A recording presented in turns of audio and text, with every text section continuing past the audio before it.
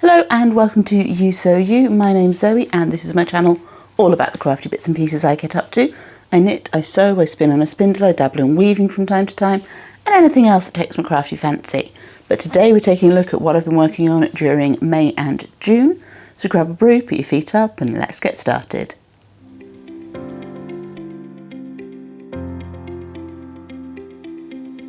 So welcome back to any returning viewers and to any new viewers, a very warm welcome to you.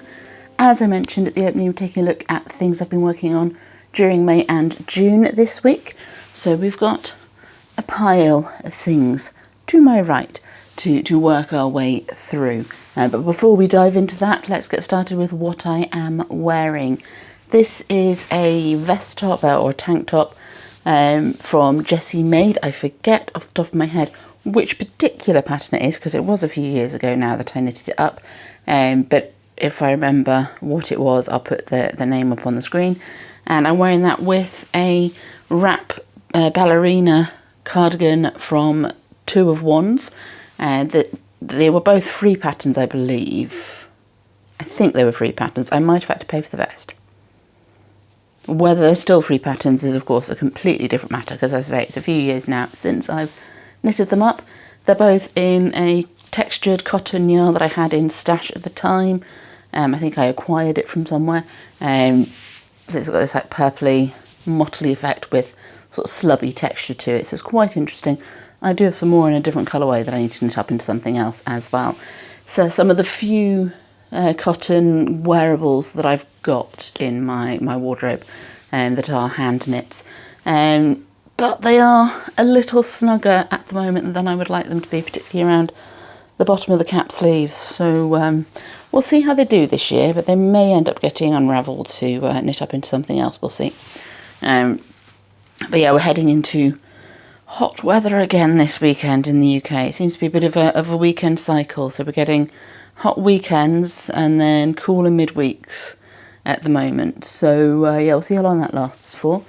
It is obviously having a knock-on effect on those of us that craft with wool. But you know, there's plenty of other things to be getting on with. The other slowdown in my making over the past couple of months was my trip to Edinburgh, which was fantastic. I'll show you a couple of things that I picked up whilst I was there at the end, so stay around for that. So let's get cracking with finished objects. There's not a huge number of them at the moment, but you know, that's fine. First up we have my May gnome. This is Nifty from the More You Gnome pattern. Look at the size of his nose, I mean, goodness me. So yeah, so he sits on my shelves at the moment with the other gnomes. He's got this lovely tassel at the top of his head, bit of colour work, it's like mosaic colour work on the hat.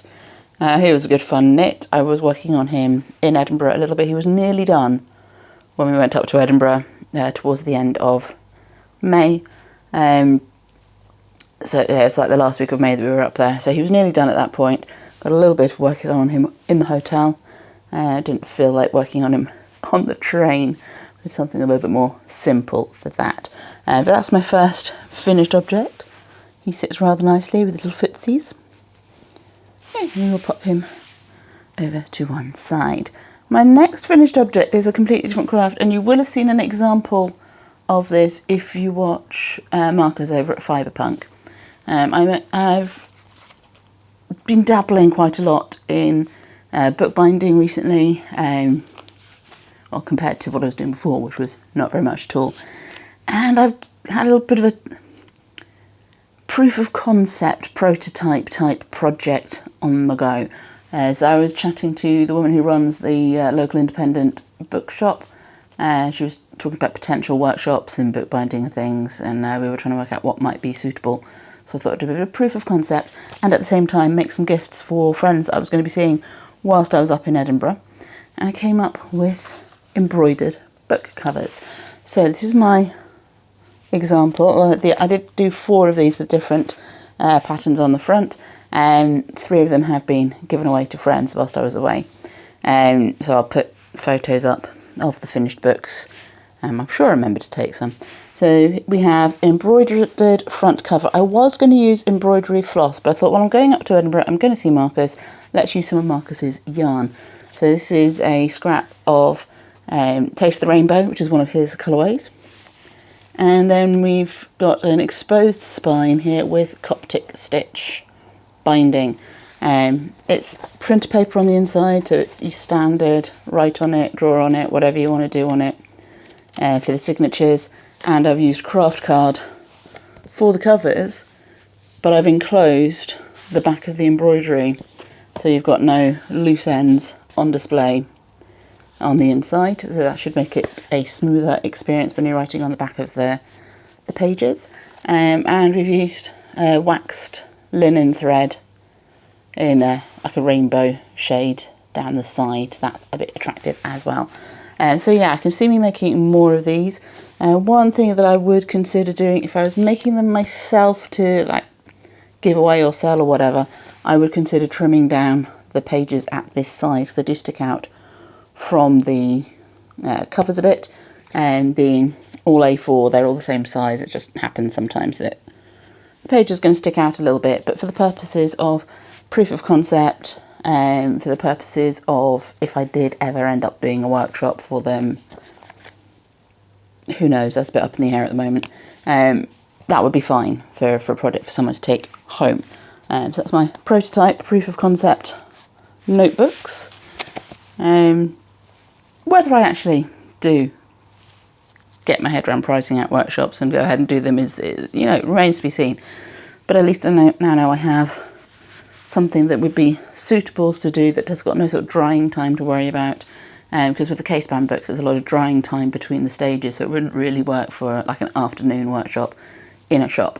So yeah, so sewn binding, zero glue, pretty covers. Yeah, we'll see if that ever happens.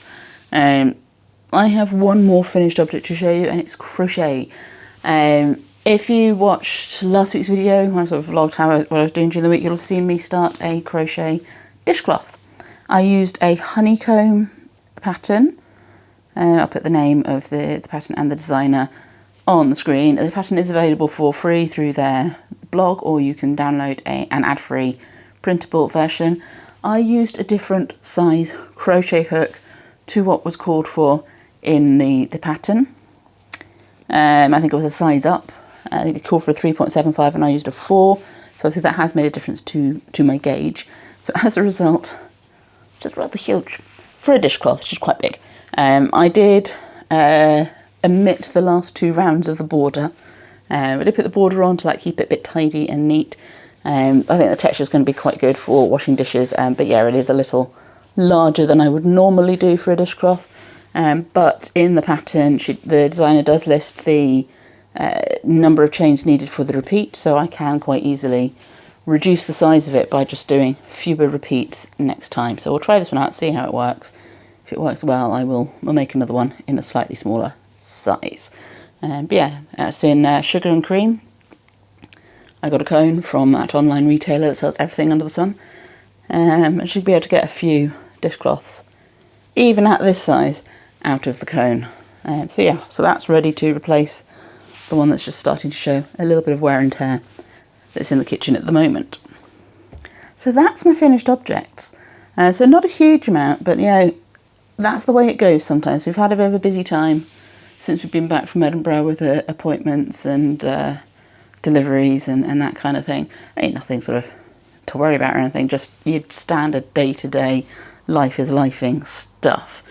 Hopefully the lighting isn't going to be doing too many weird things to my face whilst I'm talking to you, because the sun should be moving. We've got clouds, but the sun is breaking through at various times as well, and the garden's on that side, so I've got my sliding glass doors on that side. So yeah, if you do see weird shadows, that's why. Okay, so works in progress. Let's start with the knitting projects. So first up in this box, it's cunningly being used as a yarn bowl. I have a Holst Tides project, so wool and silk blend. This is a pattern by Togu Tiku. It is the centre point popover. Let's see if I can find a sensible way to hold it up. So this is the neck here.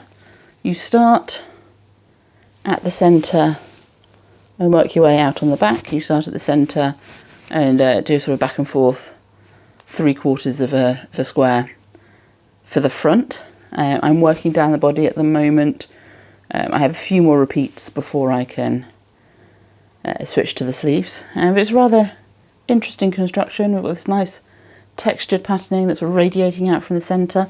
Hopefully there'll be hood on it if I've done my calculations correctly when I ordered the yarn, which is why we've got stitches on hold at the moment. And yeah, the cable is a little short to show it to its full glory. But being wool and silk, it's going to be a little bit lighter wear, so thinking late spring, early autumn, it'll be good for that time of year as well as all through the rest of the winter. And it's also not so bad to work on whilst the weather is warm because of the silk content. It's got a more cool feel to it. It's like a pure wool or an acrylic. So yeah, so that's my first work in progress. It's my larger knitting project at the moment. I do have quite a lot of other knitting projects that are sitting waiting in the wings, but a lot of them are pure wool, so they're not getting so much love. I do have, however, in my little sock bag, socks that I cast on just before I went up to Edinburgh. So I wanted something relatively simple to do on the train. So my initial thought was just plain vanilla socks, so knitting round and round and round. And yeah, that would work quite well, except I realised after I'd left for Edinburgh that I'd cast on the larger of my sock needle sets. So if I'm doing stocking stitch socks, I tend to go down a needle size because the gauges are a little bit looser on stocking stitch than when you're putting in texture stitches. So I thought, well, rather than not knit on them at all while I'm in Edinburgh, because I did a little bit of knitting on the socks in Edinburgh whilst we were sitting in bars and things, I'd put some cables in. So I have started to put cables in. I haven't got very far, which is just beyond the toes. This is that Taste the Rainbow colourway I did the embroidery on the front of the books with. So fibre punk yarn, just rather glorious neon colours. And yeah, I haven't done any knitting on it really since I got back, but I did get as far as putting in the first cable whilst we were in Edinburgh. So it's going to have cables running up the front at across the top of the foot and up the front of the leg when I finish these socks, which will just tighten in the gauge ever so slightly to compensate for the fact that I'm on the larger needles, whereas I would normally do the smaller size for stocking stitch vanilla socks. So yeah, that's my sock project. They're living in my handbag at the moment. Not that I've had much time hanging around in waiting rooms, despite all the appointments. We've been getting in relatively quickly. So I haven't had much opportunity to just sit and knit whilst waiting for things, but I mean, that's fine. So my other work in progress, knitting work in progress to show you this month is the June gnome. And now, today is Friday, and it's the end of the month, so I have until Monday to finish this project. This is knock, this is the mini knock. So I have the hat and the body done. The hat isn't attached yet, I'll do that later on. So I still have the legs to knit, the beard to knit and the nose to knit, and then the assembly. So I should be able to get that done by Monday. So the hat is in West Yorkshire Spinners Nutcracker. So lovely self-striping, shimmery Christmas colourway yarn. Lovely long hat that's just going to flop over there. And that yarn will be getting used again, I believe, because Knock wears socks. And the body is in some leftovers from other gnomes, so some of my scraps. I didn't have enough of either of these to do the whole thing in one colour, so I'm kind of creating trousers and a top, and I hope that I did the colour change early enough to leave enough of this colour for the legs. We'll see. Might have shorter legs than intended. We'll see how we go. Because I have this much left of that colourway, I think it'll be enough for the legs. They might be 20 rows instead of what they're meant to be, I don't know. I don't want to go too short with them because they won't sit right. So yeah, so we've got a little bit to do left on that now, but yeah, I've got the weekend, so that'll be fine. Knock will be done by the end of Monday. So that's the knitting to show you. Now, you may have seen, in May I did a spinning vlog. I believe it was May I did a spinning vlog. So yeah, so you may have seen that if you're a regular viewer, where I was working on finishing up this spin of the John Arbon. I still need to hang it up, to get it off the spindle and hang it up, but that is a plied 3-ply, hopefully roughly a DK weight to match a previous skein of yarn. And I also finished up the first ply, the first single of this yarn, which is fibre I've dyed myself. I was doing that on my support spindle.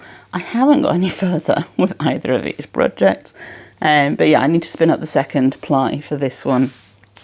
We are heading towards Tour de Fleece, so you never know, I might actually fully participate this year. I usually spin along, but then forget to record my progress with whatever team I'm spinning with, which is a bit poor. But you know what, it happens sometimes. I still get the spinning done, and that's the main purpose of the event as far as I'm concerned. So we'll see how we go through July. It may be too warm to be doing much spindle spinning, particularly with it being pure wools, so I don't want to felt stuff as I'm spinning, but we'll see. We'll see what happens. So the other works in progress that I have to show you are sewing, or stitching I should say. They're not like dressmaking or anything. So first up we have my March top. Now I started this project a couple of years ago with some leftover fabric from a shirt that I made. So this is just the front panel of the top. I have done the bulk of the embroidery for the back. The embroidery is not in the pattern, I'm adding the embroidery myself. So I've added in more of the border work on the front's embroidery. The roses were already done, but the purple border up here and down here was not. So I've done that in the past few weeks. I now need to mirror all of that embroidery onto this side, and then I can join my shoulder seams together for the front and back panels and finish the embroidery over the shoulder seams, because I want to make sure they match up perfectly. So there are a few bits of embroidery that are being left until the panels are in one piece, but the bulk of it is going to be done before then. So hopefully over the course of the next month or so I can get this done. It is a ramey fabric that I'm working with, so it is sort of cooler to the hand than a lot of wools will be, so this might be a good alternative in the hot weather to some of the more sort of fibre artsy type makes. So yeah, so there's a lot of time to go into that still. The project, I started it with the intention of it being an entirely hand-sewn project, and that is still my intention. So it's going to take a bit of time to get done, but hopefully we'll make some decent progress on that over the summer, and hopefully by the time I finish it, it'll still fit. Yeah, we'll see. The other hand-stitching project that I've been working on, again, you may have seen me do my 24 hours of cross-stitch video, which I believe was in May. The spinning might have been in May actually as well. And that was on this project. So this is my Library Cat cross stitch. I haven't actually done any more on it since that video, but I'll put up a picture of where I started from at the beginning of May, and you'll be able to see that I've done quite a lot of work on this section here. So this is almost complete. I've got a few more bits of crosses to get into this section, then I can do the back stitch, move the hoop and finish off this corner there before moving on to the final quarter of this project.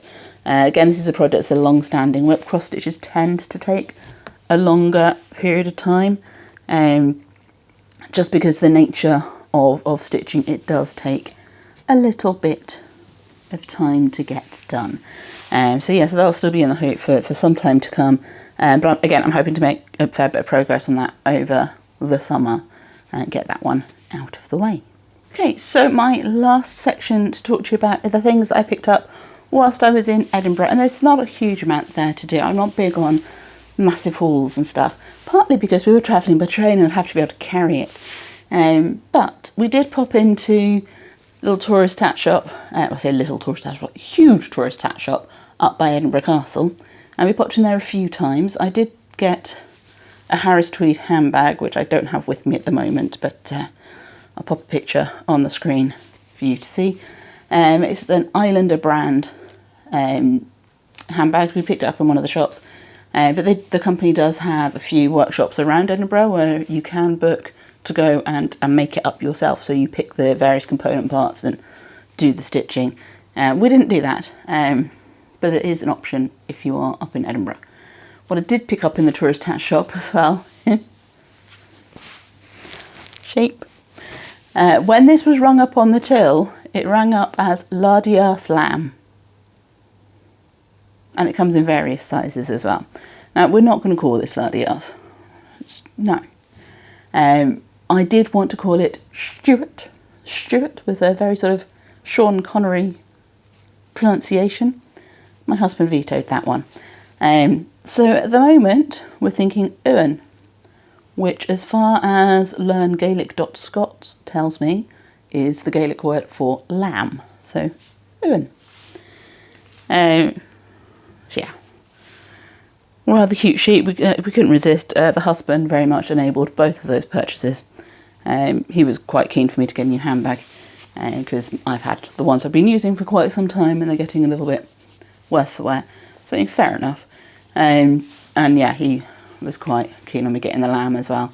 I think partly because we got lamb when we went to Cove on honeymoon last year, so it's a little bit of a theme. The next purchase to show you is one from Tron Kirk. So on the Royal Mile, there is a church building that is now a maker's market. So you get lots of, there's quite a few stalls around the outside of the building and in the middle for Scottish makers to sell their goods. It's like a permanent marketplace. So there were lots of things that I could have bought. Marcus certainly bought a few bits in there from one of the embroidery stores, because as I say, we did meet up whilst I was up there. The only purchase I made in there was from Paraffle, which is the embroidery stall in there. Stitchminder. It's Wee Jock.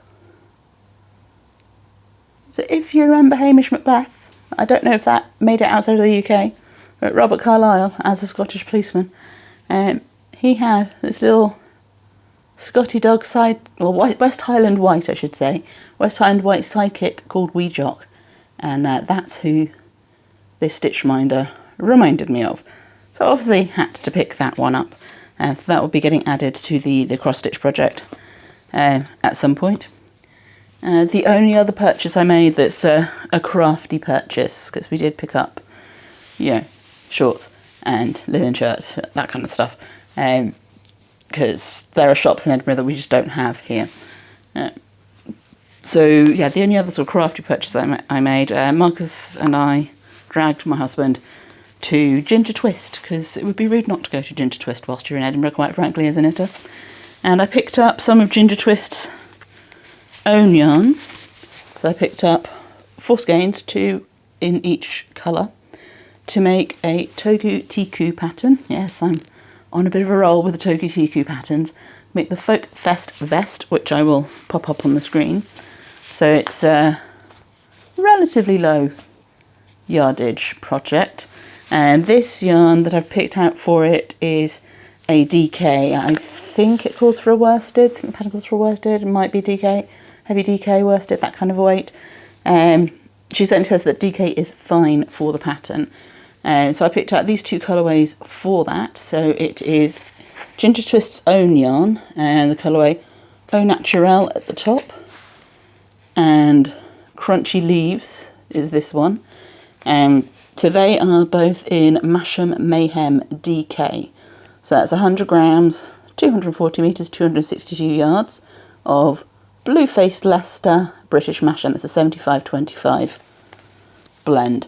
I've not worked with Masham before, so that'll be interesting. I have worked with blue-faced Leicester before. So yeah, the Masham is the 25%.